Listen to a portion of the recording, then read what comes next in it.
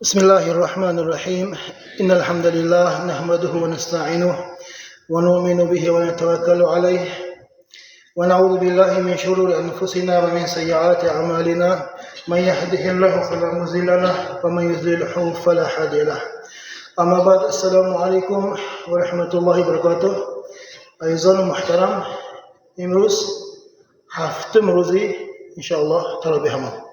هفتم روزی ختم قرآن ما انشاءالله 8 روز دیگه و 15 روزنده ختم قرآن تمام کردیم هم به سبب اینها دیگه مسجد با مسئول بدن مسجد ما اصلا خالی موندن قرآن دادن 15 روز با 15 روزنده قرآن خونده دادن میبرن دیگه انشاءالله پنجشنبه دیگه ما ختم قرآن تمام میشه این برای رساندن چون که بعضی مشتان یک نیم ساعت خونسیان من 2 ساعت خونسیان 2 ساعت شدهش ساعتش دو پاره خونسیم هم با سو انشاءالله 7 روز دیگه صبر کنم بیاد کلان چیز میشه اصلا گفتن که این یک روز افتادم پرادگار داره کلام خودش اندر قرآن کریم اندر اسم اعظم اسم بزرگ پنهان کرد کدام انسان همان اسم بزرگ رو یا شنود یا خواند بعد وی چخیل دعا کند دعای وی بیشک اجابت همون 7 منزل دعای یکتاش بعد همون قرآن کریم ختم شدنش یعنی یک آدم مسجد با پر 15 روز آمده یکان بیمار شده یا که یک بیگان سبب کرده برفته اومد این سوی مای این چیز ببهره همون 20 رکعت اشتراک کرده شنود انشاءالله همون بعد همون ختم شدن چخیل دعا کنند داره وای فایده خواه دنیاش با خواه آخرتش با دنیا هم آخرت هم دعا کردن با پروردگار فرمودگی همه ما این بسیار میخوانده که دعا ما ربنا آتینا منوش پروردگار محمدی در دنیا نازی و در آخرت نازی وقینا عذاب النار و عذاب دوزخ نگهدار یکمش دنیا دیمش آخرت سومش آزادی عذاب است اما در حق دنیا میام انسان هم به خیلی لازم باشد فرصت میگیریم پروردگار کرمش فراخ امروز هم تو حدیث ما یکمش رسول میگن که من بر والدیه توب له زاد الله فی عمره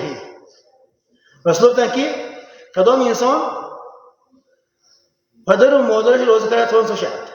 یعنی اولا رفتگی شده پدر و مادرش من از فرزندم راضی یا مفتم رفته شد تو باله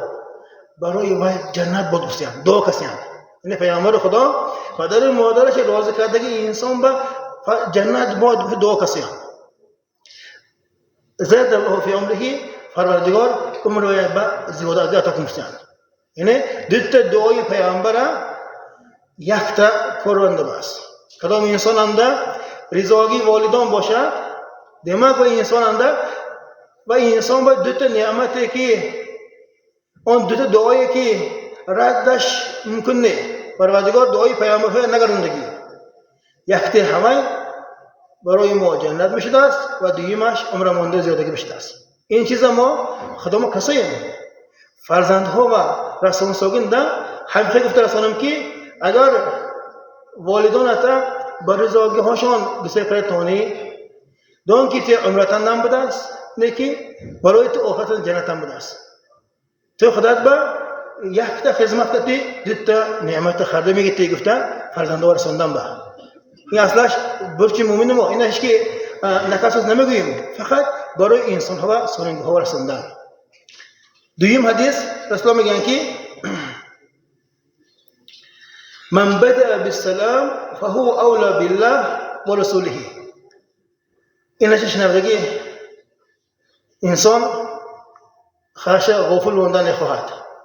کدام انسان اول سلام کرد دو انسان رو فراموش کرد کدام انسان با سلام کردی و انسان سر کرد یعنی و انسان با سلام دادن نصیب کند داند که و انسان در نزد پروردگارم در نزد رسول پروردگارم اولین جماعت اولین جماعتی که پروردگار نیکی میکرد اولین جماعی که جنت میدرون اولین جماعی که پروردگار انسان ها رحمتش میبراند هوای نمیشیند یکتا حرکتی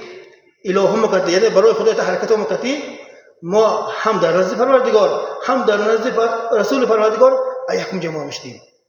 که میخواهد هم میخواهد یکم شده که جماع سه فایده های روز قیامت یک روز 50,000 سال دنیا 50,000 سال انده آخرین شده حساب کتاب شود نظمی یکمش حساب کتاب شود نظمی 50,000 سال پاچکی راست انده تیپ سرمانده افتا استاد مایا لاحظ کند نظمی در حساب کتاب گذاریم نظمی اما اول سلام دادن به اشتغال انسان اولین جماع نمیشه است برای همین این خیلی نعمت های در جای خودش در وقت خودش استفاده بریم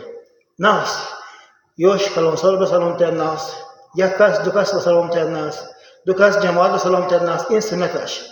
لیکن دو تا یک انسان دو تا یک خیلی آماده وقت انده یکم سلام دادن ما کلام باشم ما دو کس باشیم و یک کس باشدم ما سلام تیم مگری و انسان گناهکار نمیشه همون ثواب اول ما بتگی میشدیم برای همین این خیلی نعمت های پروردگار هم ما توفیق داد کند سبحان ربك رب العزة عما يصفون وسلام على المرسلين والحمد لله رب العالمين اللهم احسن عاقبتنا في الامور كلها واجرنا من خزي الدنيا ومن عذاب الاخره برحمتك يا ارحم الراحمين